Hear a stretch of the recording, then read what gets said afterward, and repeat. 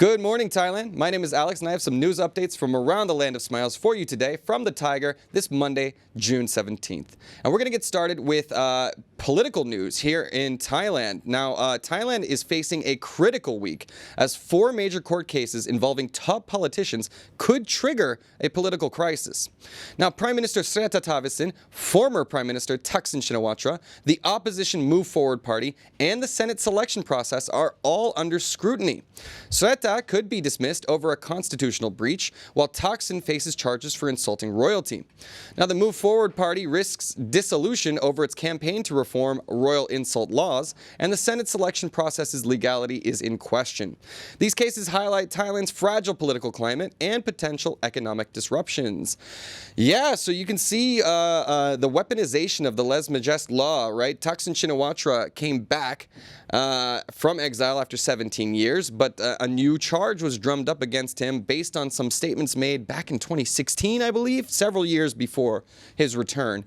And of course, the Move Forward Party is very vocal about wanting to reform those laws. As you can see, the monarchy is still holding strong on that position. Now, the other case, obviously, Srettha Thavisin does appear to be in trouble as well. So at the highest level, no matter which party, right, the Pheu Thai party, the Move Forward party, coming into trouble. So we'll see how this plays out in the Thai judicial system, because obviously I think we can expect to see a lot of backrooms dealings, and you would hope this would be a completely transparent process. Yeah, we'll see. I guess I gotta temper what I want to say about these things, but it's interesting stuff in the time of Thai politics. So we will keep you up to date on how all 4 of those cases proceed, because they could all have very severe and lasting consequences on the Thai political landscape.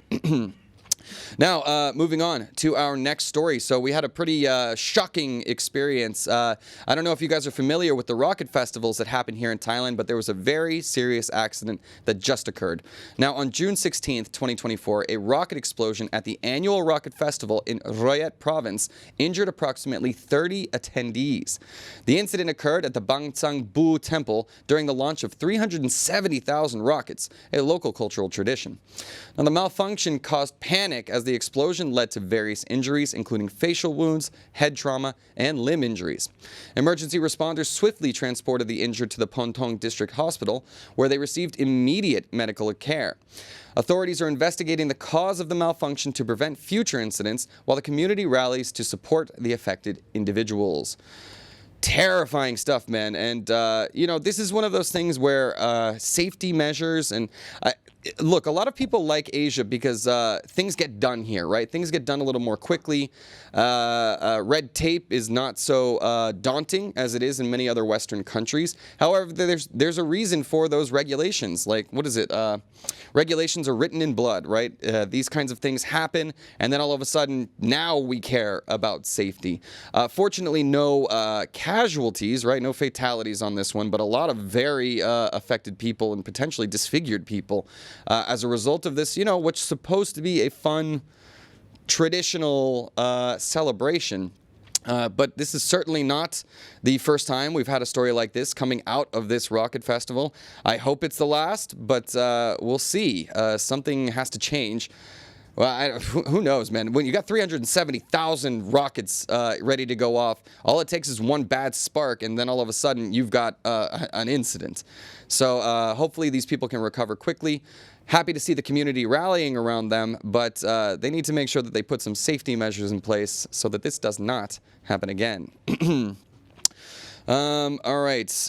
Safety. Core Blimey says, yeah, safety measures a bit lax in Southeast Asia. I tend to agree, and and here are the consequences of those things. All right. Now, on to our next one. Well, we talked about it a little bit earlier. We're on to the cannabis subject again. Now, a lot of people were talking about a rise in mental health issues as a result of the decriminalization of cannabis. However, medical experts are coming in to put a stop to those rumors. Now, Professor Pantip, the Dean of the College of Oriental Medicine at Rangsit University, refuted claims linking the decriminalization of cannabis to a rise in psychiatric patients. patients. He stated that comparing current psychiatric patient numbers to those during the 2021 lockdown is misleading, as COVID-19 affected hospital visits. The NESDC reported similar psychiatric service numbers in 2023 at about 2.9 million to pre-COVID-19 levels at 2.8 million, and even lower than 2018. Furthermore, cases related to methamphetamine and other drug use have decreased since cannabis decriminalization. Professor Pantip emphasized effective regulation over reclassifying cannabis as illegal to address substance abuse issues. Well, isn't that the thing, man? Cannabis comes into the market, and all of a sudden, a lot of other people are doing less of the other substances. It's a big thing in America where we see the opioid pandemic, where cannabis has become legalized. That becomes alleviated. That issue becomes less of one. Methamphetamine, that is a much more dangerous drug than cannabis. So it's a weird propaganda game that's going on right now on the push and pull of this very controversial social issue here in Thailand. Obviously, here at the Thaiger, you know where we stand on this. It's been a big boon to the market, I say, and lots of jobs, lots of money, lots of tourism coming in. But also more than that, it does actually provide a lot of help for people in a medical sense and in a mental health way. So misinformation is flying like rampant. So it's glad to see experts like this come out and try to put a stop to it and make sense of the misleading figures that can be coming out. Anyways, keep on smoking, I say. Legally, safely, if you need it. All right. Now we spoke a little bit about COVID on the last story, and we have new COVID updates on this story too. Now, Thailand's new KP2 COVID-19 strain is set to become the dominant variant, spreading faster than the previous JN1 strain, but not causing more severe symptoms. Virologist Yung Puvarawan from Chulalongkorn University highlighted the strain's increased transmissibility and ability to evade antibodies, making current vaccines less effective. With rising hospital admissions due to lung infections, Associate Professor Dr. Tira predicted daily infections could exceed 18,000. He urged schools to stay vigilant, stressing the seriousness of the situation based on recent public health ministry data. It's still around, people. I don't know. It's still going around. We're in a weird phase right now where the variants that are coming out, they are less harmful than the OG strains that came out. Obviously, most of the population is vaccinated now, but it mutates, it changes. So it's still a risk for everybody. Lung infections, particularly if you have other underlying health conditions, you got to be careful, man. And, I still see people in Thailand wearing their masks, especially if you are sick or coming down with something you might be sick. Make sure you're wearing your mask. Don't go around spreading that stuff. Obviously, the mask is much more effective at protecting others from you than if you're wearing it to protect yourself. However, every little measure helps, and nobody likes getting sick, guys. Now, it's less lethal, less dangerous than it used to be, but I got stuff to do. I don't want to be laid up and strung up in bed with what is now becoming another very highly viral variant of this disease. So stay safe, everybody. Make sure you're taking your precautions, and let's not make this another pandy, shall we? Okay, now moving on to our next story. So we've done a lot of stories recently coming out of Phuket. Tourists ending up getting pulled out to sea by really strong rip currents, even though there are warnings and red flags everywhere, and some being saved, some not. So in order to address that, Phuket's Ministry of Tourism and Sports launched a lifeguard training initiative to boost water tourism safety in the Andaman Tourism Developing Zone. Running from June 14th to 15th at Nayang Beach Resort and Spa in Siranat National Park, the training involves lifeguards from both public and private sectors. The program, funded by the Office of the Permanent Secretary, includes surf safety, resuscitation, AED use, and rip current escape techniques. The initiative aims to improve emergency response and promote Phuket's tourism image. This follows a tragic incident at Naiharn Beach, emphasizing the importance of enhanced water safety. I grew up in Florida, and this is a big issue in Florida, obviously. Rip tides, rip currents, and people that come to travel here that generally don't spend time in the water. So they're not as familiar with it. They're enjoying the beach, like, wow, I can swim forever. And then all of a sudden, you're out to sea, right? Or you're getting getting pulled out and you're treading water for too long, this leads to a lot of drownings and unfortunate incidents. So I'm glad to see, obviously, every time that story happens, it makes people a little more wary. It's not good news. But in my mind, I see plenty of warnings when there's bad weather or strong rip currents on Phuket beaches.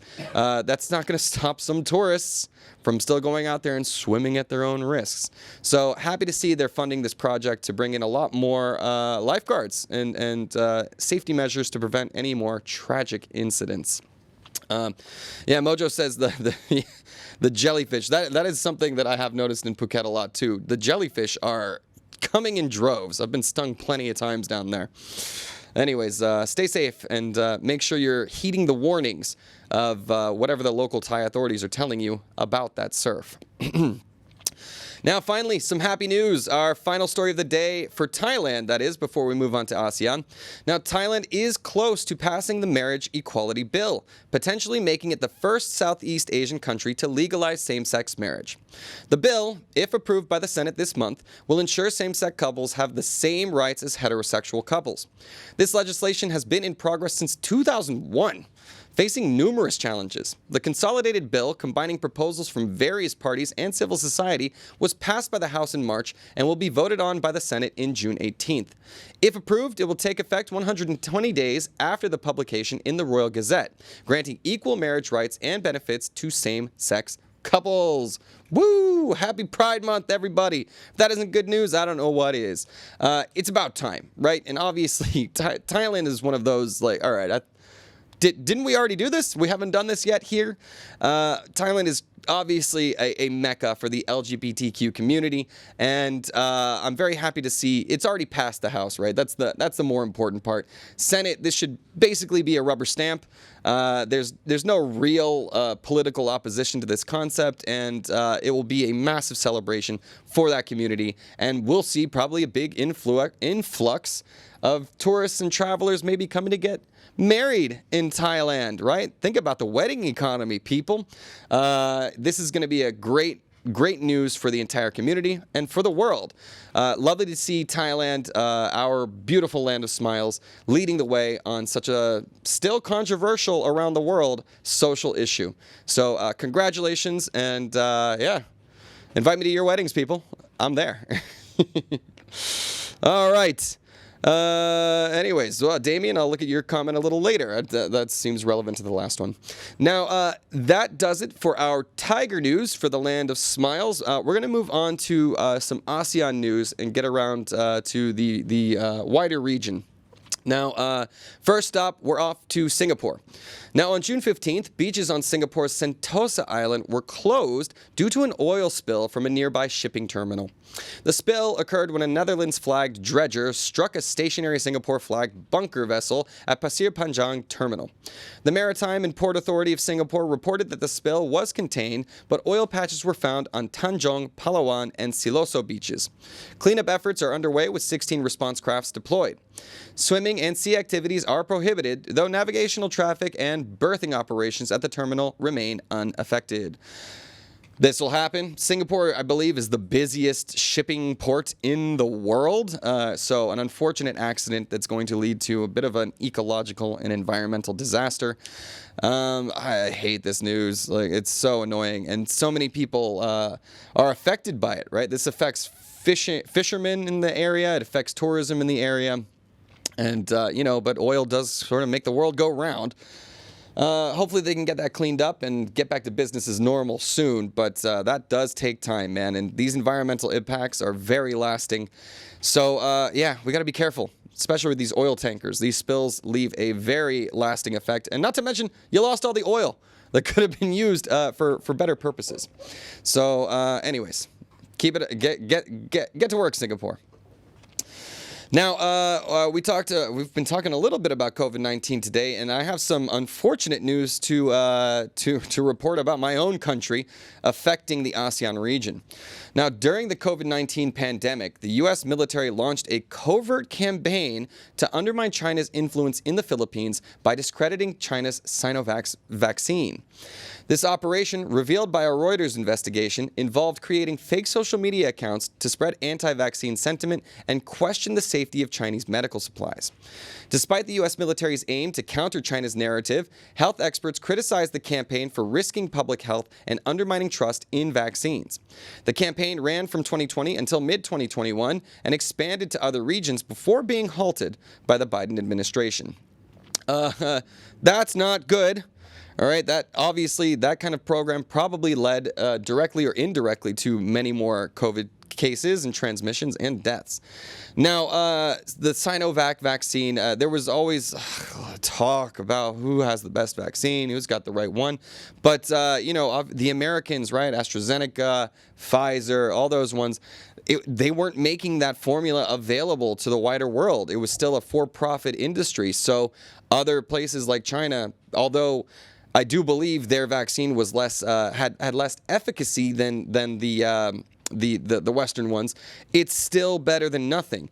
And so this misinformation campaign uncovered by America is bad news and deserves to be reprimanded. So people in the Philippines should be upset that they were targeted by such a misinformation campaign. And it also highlights the fact that countries like America, Russia, China, every major country with a major online presence is running these disinformation campaigns. So it's very important. I don't want to say do your own research. I would trust experts, right?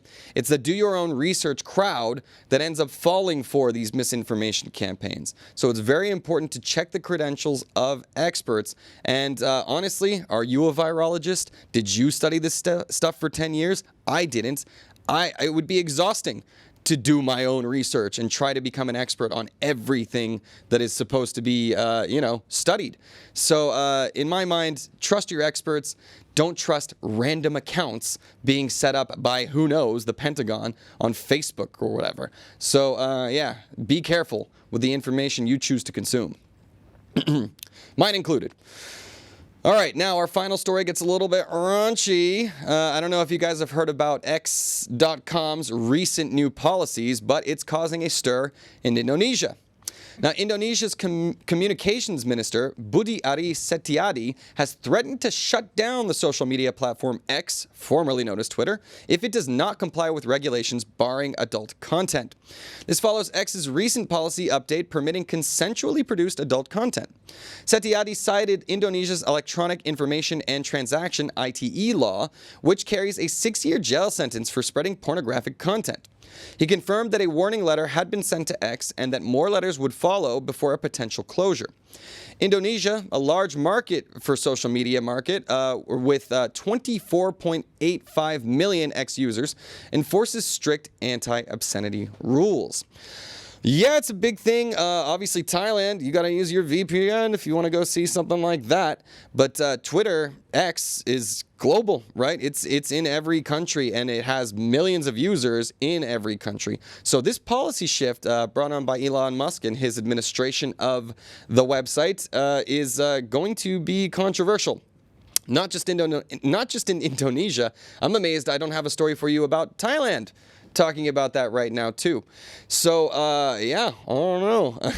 There might be a new reason for some of us to get on X right now, but in Indonesia it might end up shutting down the website entirely.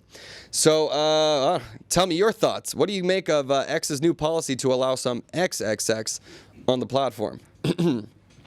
All right, guys, now that'll do it for our news today. You can always go to thetiger.com to get more updates throughout the day from the land of smiles. I encourage you to I encourage you to go to ASEAN Now as well to join the forums and join the conversation. It's a very active community where you can engage with like-minded fellows or argue with people who aren't. That's always fun too. So thank you all for joining me today, and I will now get into the comments and have a chat with our lovely subscribers and members.